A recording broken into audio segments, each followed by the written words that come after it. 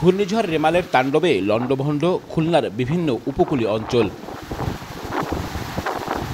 রোববার রাত থেকে কয়রা, পাইকগাছা ও দাকপের বিভিন্ন স্থানে বেড়িবাঁধ ভাঙলে প্লাবিত হয় নিম্নাঞ্চল।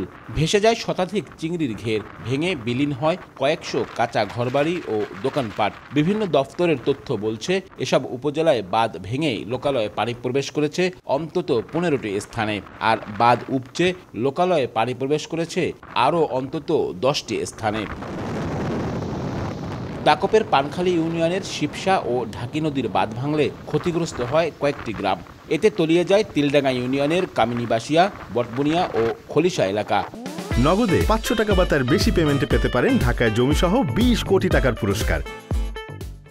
একই অবস্থা আরেক উপজেলা কয়রাতেও। সেখানে 3টি স্থানে বাঁধ ভেঙে প্লাবিত হয়েছে অন্তত 20টি এলাকা। ভারী বৃষ্টি ও ঝড়ের তাণ্ডবে উপজেলার 7টি ইউনিয়নে ব্যাপক ক্ষয়ক্ষতির খবর পাওয়া গেছে। স্থানীয়দের অভিযোগ, দুর্বল বেড়িবাঁধ রক্ষা করতে পারেনি লোকালয়কে। বাড়ির মাছ সব তলিয়ে গেছে এবং দেয়ালের ঘর একটাও নাই। খুলনার কয়রা, দাকপ ও পাইকগাছা উপজেলায় বেড়িবাঁধ রয়েছে 995 কিলোমিটার। আব্দুল্লাহ আল মামুন রুবেল, সময় সংবাদ, খুলনা।